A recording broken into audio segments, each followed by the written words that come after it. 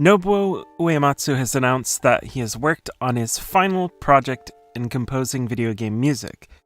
But it isn't retirement. The internet and myself were understandably confused by this statement, but he has cleared it up in a statement on Twitter. What he meant was he won't be creating the entire soundtrack for a video game in the future. He'll still be doing one-off songs here and there. This is something that, for anyone that has been paying attention, doesn't come as a complete shock. It's something that has been brewing for a while. I think he's talked about it before, but it's still a sad thing to hear, even though he definitely deserves the rest because he's had such an incredible career.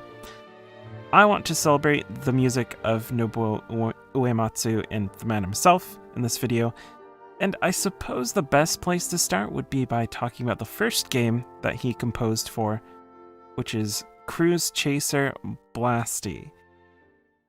I would not be surprised if you've never heard of it. This was one of Square's earliest games, and it was for the PC 8801, which is a retro PC computer that was from NEC in Japan. It was a sci-fi mecha game with an RPG battle system where you, a group of people from planet Earth, are caught in the middle of a battle between a rebel force and the government that controls the solar system. Pretty classic themes there with sci-fi. This wasn't actually the first Square game that honor goes to The Death Trap, but it was one of the first 5 games that Square ever made, and it came out in the same year as King's Knight, which is a game that people are more likely to have heard of, and that is also a game that Uematsu composed for.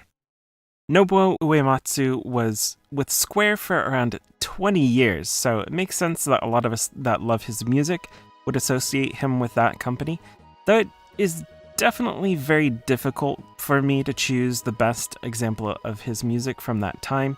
If I really had to be nailed down to it, I'd probably have to point people towards Final Fantasy VI, because this was one of the earliest games from my childhood that really hooked me into JRPGs. It was called Final Fantasy III to us in North America at that time. I had no idea that was the 6th game in the Final Fantasy series. Before then, I had obviously played other games in the JRPG genre like Dragon Warrior, but Final Fantasy VI was the one that slammed those hooks in and never let go. And a big part of that was Uematsu's music. It still is, to be honest. Every time I hear that music, I feel like I still get chills just from hearing the opening song. So let's give it a listen for just a little bit so you can get an idea of what I'm talking about.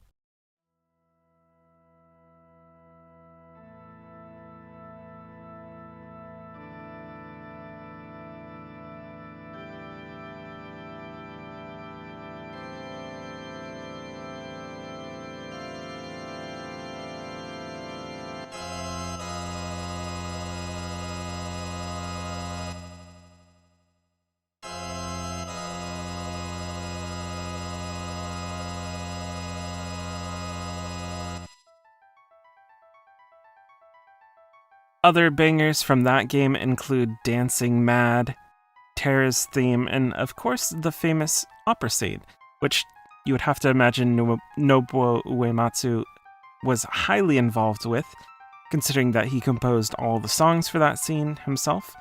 But you could really point towards a lot of different games that are iconic, and a huge part of them having that status is because of the work that Uematsu did on their soundtracks. Just imagine Final Fantasy VII without the Shinra theme, the feeling of stepping into that building for yourself after seeing it, the feeling of foreboding that you got when that percussion starts up, that bell rings out. It's something very special. Or imagine Final Fantasy X without To Xanarkand. The very opening of the game that sets up the entire premise would feel a lot different without that song playing to make you feel, and somehow it manages to do that without you even knowing who the characters are yet. That's the magic of Uematsu's music. He sets your expectations for what you're about to experience, he creates nostalgia within you for the times that have passed, and his music will, without a doubt, live on long beyond himself and all of us.